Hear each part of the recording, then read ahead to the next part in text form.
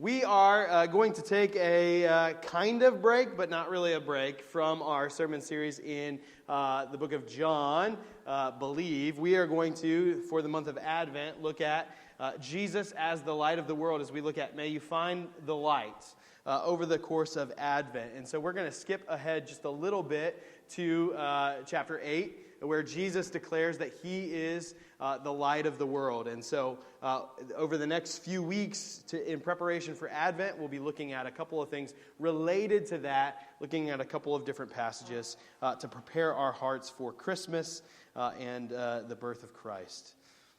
Well, our Advent reading this morning, one of them came from a Josh Garrels song on an album that he has for Christmas that we listen to a lot in our household, and the song title is May You Find a Light. It says, "Lost and weary traveler, searching for the way to go, stranger, heavy-hearted, longing for someone to know. May you find a light. May you find a light. May you find a light to guide you home. There are weary travelers, searching everywhere you go, strangers who are searching, longing deeply to be known." Lost and weary traveler. I'm not sure that there could be a more apt description to the current state of the world. Either you feel lost and without direction, that you cannot find your way, that there are too many options, too many avenues for direction in your life, that you feel lost, or you feel weary from trying to go in the right direction and feel like you're fighting against everything. Life can often, and very much right now, feels like you are fighting against the wind, like the wind that we have today. And it is pushing you in a direction you don't want to go. We drove to my parents' house for Thanksgiving, and we have a very iconic vehicle. I don't know if you've seen it out there, that blue van that's high with the roof rack carrier. We leave that on so our kids know how to find us in the parking lot. Just leave it on always, and because I'm a little lazy. But driving through Indiana on a windy day with that thing is not very fun. And it was very difficult this week driving. It just felt like we were getting pushed the whole way. As you were going north, you were getting pushed to the east. So I drove like this. And then, the wind would die down for a second. You'd be like, no. But then when we turned to go west, we were driving straight into it. So our gas mileage was terrible because it was just fighting against us. And that's how life feels right now, isn't it? We feel lost and weary. Feel like we are fighting against something that is running after us. If that's the apt description for our age, then the reason, I think, comes in the last line of this song, longing deeply to be known. We feel lost and weary, and the reason is that we are longing deeply to be known, to feel connected, to have someone truly know us, and to be truly known. And over the course of this Advent series, we're going to look at Jesus as the one who has come down from heaven to make God fully known to us and to know us fully. So, we're going to be in chapter 8 of the Gospel of John this morning, and jumping ahead, we're just skipping one little section. We will come back to it, but that section that we'll come back to, if you have your Bible and you're looking at it, there's like a little description of that section that it doesn't show up in some manuscripts. So we'll deal with that when we get to that section after Advent. We'll come back and deal with this one section that is disputed as to whether or not it was part of the original Gospel of John, which is a fascinating discussion. But we'll get to that when we get to that section. And one of the reasons why people think that that is not originally a part of the text is because it sort of divides up the flow of the text that we are in. Jesus was just at the festival. Remember, his brothers said, what are you doing hiding in secret? Go and show yourself. If you can do these miraculous things, go and show yourself. You can't be famous if you're hiding in secret. And so he said, I'm not going to this festival. And then he went anyway in secret and shows up in the middle of the festival and stands up and talks about himself as the Messiah and promises living water. And then he continues in another section that we will look at now. But the reason why these two things go together is it's a part of the same festival. And one of the parts of this festival is the lighting of some lights at night near the temple that would shine brightly in the city. And so these lights would be lit up in the temple as people have traveled to Jerusalem for this festival. And so when Jesus declares himself to be the light of the world, he's doing it in the midst of a festival in which light is very important and shining in the temple. So, starting in verse 12 of chapter 8, we see this. Jesus spoke to the people once more and said, "I am the light of the world. If you follow me, you won't have to walk in darkness because you will have the light that leads to life." The Pharisees replied, "You are making those claims about yourself. Such testimony is not valid."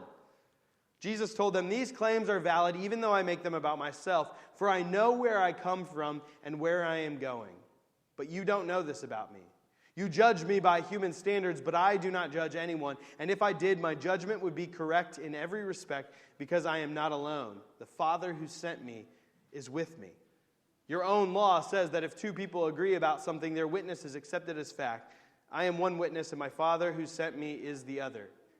"Where is your Father?" they asked. Jesus answered, "Since you don't know who I am, you don't know who my Father is. If you knew me, you would also know my Father." Jesus made these statements while he was teaching in the section of the temple known as the treasury, but he was not arrested because his time had not yet come. Jesus, in the midst of this festival, in which the people traveling are seeing this light radiating from the temple at night, Jesus stands up and declares that he is the light of the world. "I am the light of the world." Now, this is the second statement that Jesus has made. We looked already after the feeding of the 5,000, which Jesus says, "I am the bread of life." This is the second of 7 "I am" statements that show up in the book of John. These statements in which Jesus says, "I am," and then there's some metaphorical statement that follows. "I am the bread of life. I am the light of the world." And in addition to those 7 "I am" statements, Jesus declares, we're going to see later in chapter 8, when we get to that in January, where Jesus just declares that before Abraham was, I am. Now, if you're reading that, seems a little confusing, like, why is this a big deal? Unless you are familiar with the Old Testament, and this statement of "I am" is significant throughout the Scriptures. In particular, in the book of Exodus. We spent a lot of time in the book of Exodus as a church, but if you remember, in chapter 3 of the book of Exodus, when Moses is called by God, one of the responses that Moses gives when Moses is giving excuses for why he can't go, right?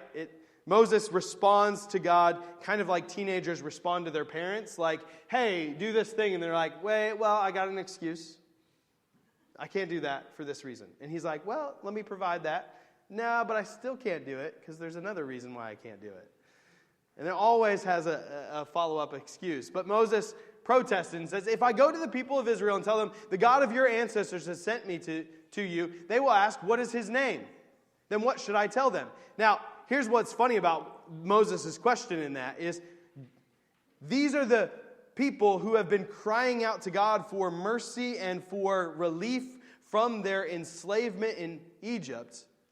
They've never asked his name before. Like, feels like a wild excuse that Moses is coming up with. Like, who should I tell them is coming? Who sent me?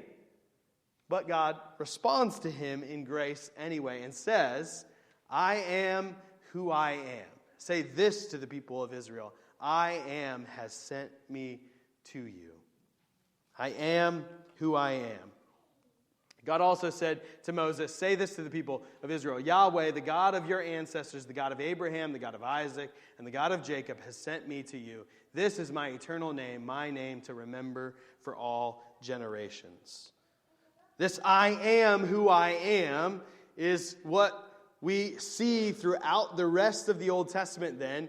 as translated as Yahweh, which he says here in a moment, right? Say to the people of Israel, Yahweh, the God of your ancestors, has sent you. This Yahweh is connected, it's Hebrew, and it's connected to the verb to be, right? This idea of saying exactly what God says to Moses, I am who I am.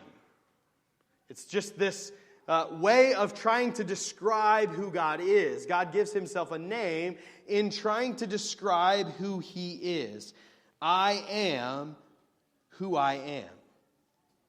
Yahweh is a shorthand way of saying, I am other, glorious, pre-existent, forever, eternal. I have always been. I simply am. And this is the name that then becomes the covenant name that the people of God use for God. Not just some vague notion of God. That's why this is really important. I am who I am. This otherness that God has is not this vague notion of God. No, it's specifically connected to the covenant. What does he say?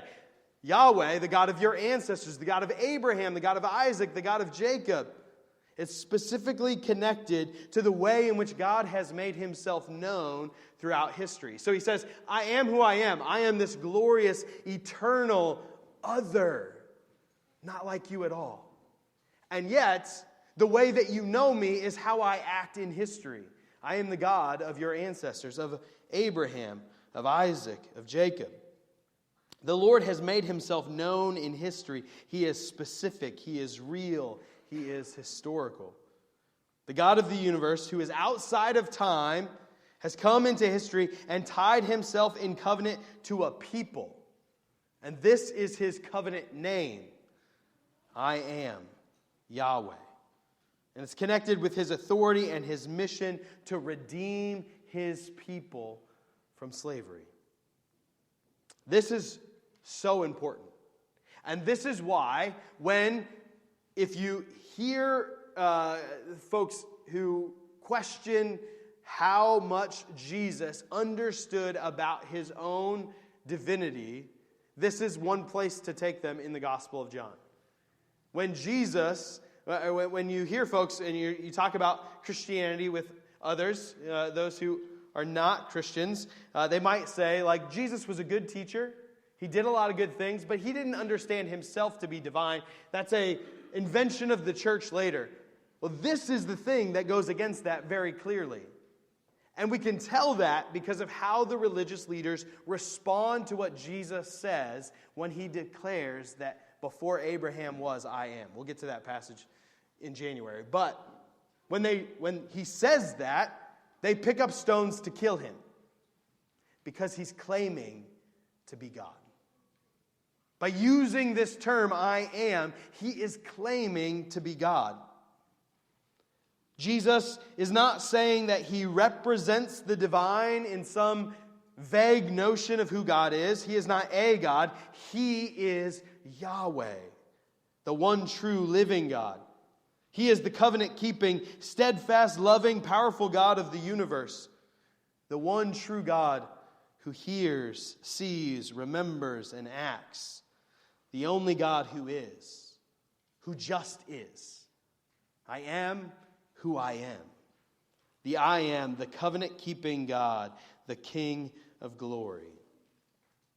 And Jesus declares that he is the I am. And all of these I am statements that he has throughout the Gospel of John are connected to this very reality. That he is the God of Abraham, of Isaac, of Jacob, the God of the universe. Now in this section he says, I am the light of the world. Now light has great significance throughout the Bible, from Genesis to Revelation, and we're going to look at a couple of those spots throughout the scriptures over the next month. But light is this significant theme, and we're going to look at this more next week, but God displays his glory, as we heard in our Advent reading this morning, by declaring and speaking light into existence in the creation. So what then does it mean for Jesus to declare that he is the light of the world? Well, first of all, this I am, combined with the light of the world, is Jesus declaring that he is fully God. That he is fully God. Which is why when they respond to him about how he is making this claim, he invokes his Father. He says, my Father who sent me is with me. And they say, where is your Father? Now remember, in the context of this, in this same festival as Jesus is teaching, his Father comes up, right? The crowds say this earlier in his teaching about how when he talks about giving living water. But how could he be the Messiah when they're arguing about whether or not he's the Messiah? For we know where this man comes from. When the Messiah comes, he will simply appear. No one will know where he comes from.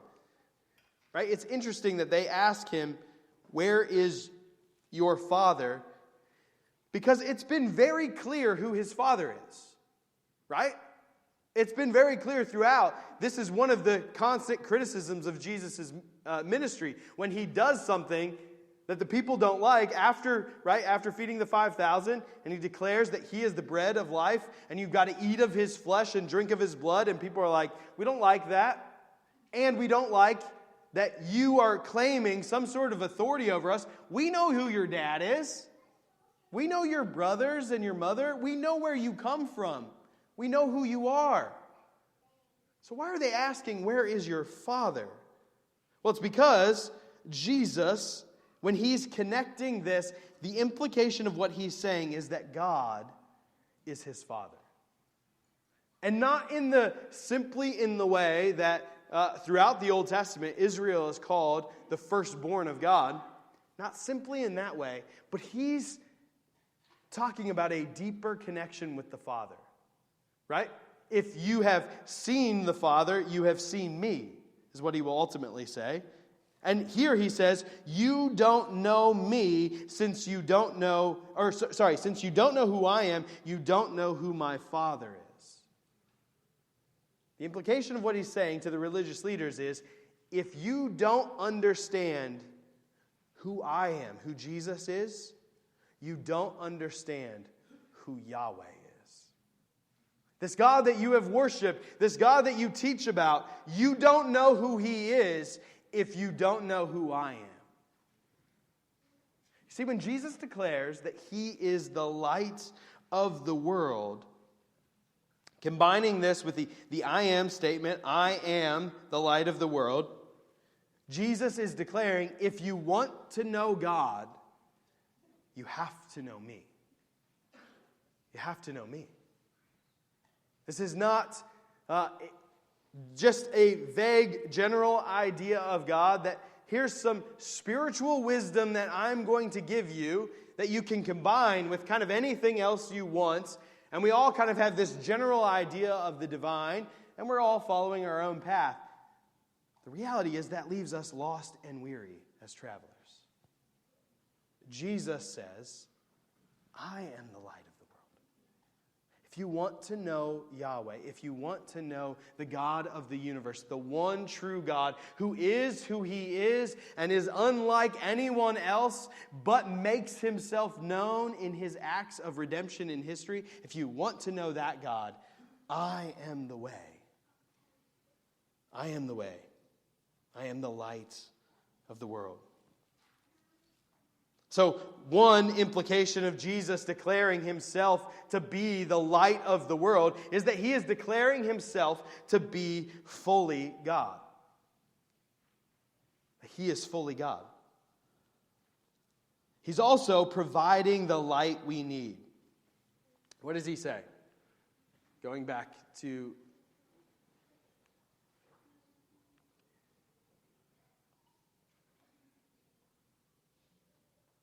I am the light of the world. If you follow me, you won't have to walk in darkness, because you will have the light that leads to life. Not only is he fully God, but he has come, and he says, follow me, and you won't have to walk in darkness. Follow me, and you won't have to walk in darkness. Life right now, for many of us, feels like we are lost and weary. And most of our lostness and weariness is self-inflicted. That we don't have to wander around in darkness. We don't have to wander around in darkness. Oftentimes, when we find ourselves walking in darkness, it's because we think that the darkness is the place that's going to satisfy us, and we actually walked towards it, rather than towards the light. Rather than towards the light, we think that the darkness will satisfy us, and we walk in that direction. Jesus declares to us, He's the light of the world, and if you follow me, you will not have to walk in darkness. But we often pursue it, darkness that is, and then we feel lost and weary and like we have been consumed by darkness. And here's the thing, Jesus is right there declaring to us, follow me, and you won't have to walk in darkness. Come to me. Follow me. It's not as though the light cannot be found, and particularly for us who know Jesus, if you are a Christian, if you are trusting in Jesus and Him alone for salvation, and you know Him, He has made Himself available to us, and yet so often we say, I know that there's a light, but, I got that flashlight on my phone. I can probably just crawl down wherever and find my way around. It'll be fine. I know how to get there. It'll be fine. I don't need to prepare myself to come alongside Jesus, to follow Him. I can do this on my own. And then we end up lost and in the darkness. You see, Jesus doesn't say, here is the path. Here is the path. Get some light and follow the path. He says, no, I am the light. Come with me on the path. Follow me on the path. I'm not asking you to figure it out on your own. I'm not asking you to be the one that has all the answers, to know how to move through the world and to obey me in all of these situations. I will provide for you. I am with you. Come to me, and I will give you light for your path. Psalm 119 describes God's word as a light unto our feet, lighting our path, right? And Jesus, the Word made flesh, is the light to our path. And so we are called to come to Him. And when we come to Him and follow Him, He promises that you will have the light that leads to life. Remember John's gospel, the whole point of John's gospel is that you would believe, and that by believing you would have life in Jesus' name. And Jesus says, I am the light that leads to life. And so not only will you have light for your path, not only will you not have to walk in darkness or run all over the place trying to find your way, you can come to me and I will show you, but you will have life. And what is this life that is promised?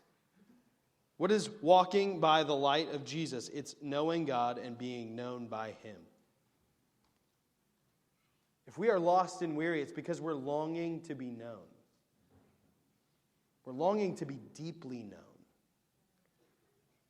So often, if you look at just any way in which we harm ourselves or harm others, if you dig deeper in there, it's because we feel like we are not known.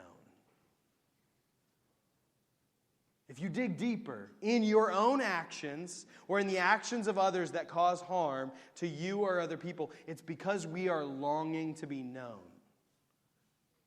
And we fight to be known. And we think we have this best path in order to be known, but Jesus is declaring to us, no, the path to life, to being fully known by this Yahweh. I mean, get this. The God who describes himself as the I am. What's your name, God? I am. There's no other way to describe it. I just am. That God has said, I will fully know you. All of you. Even the parts that you don't want anyone else to know. You say, "But Lord, there's a lot of parts in me that are darkness. I don't think you want to see them." You see, when Jesus says not only that he is the I am, but that I am the light of the world, he says, I will take care of your darkness. I will shine a light over your darkness. I'm not afraid of your darkness. And you don't need to be afraid to bring your darkness into my light. And not only will I fully know you, you can fully know me. Now, fully knowing God is not exhaustively knowing God. Certainly not. We will spend all eternity growing in our knowledge of God. Growing in the depth of who God is.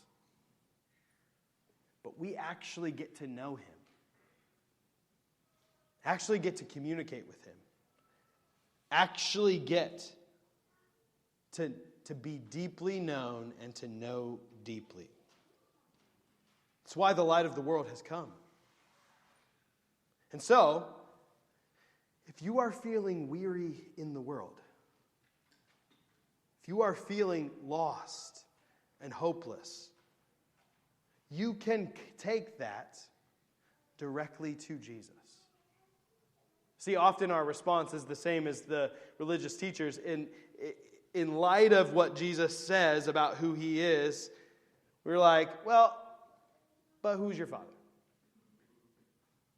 Well, how do we know that you have the best answers for us? Maybe not.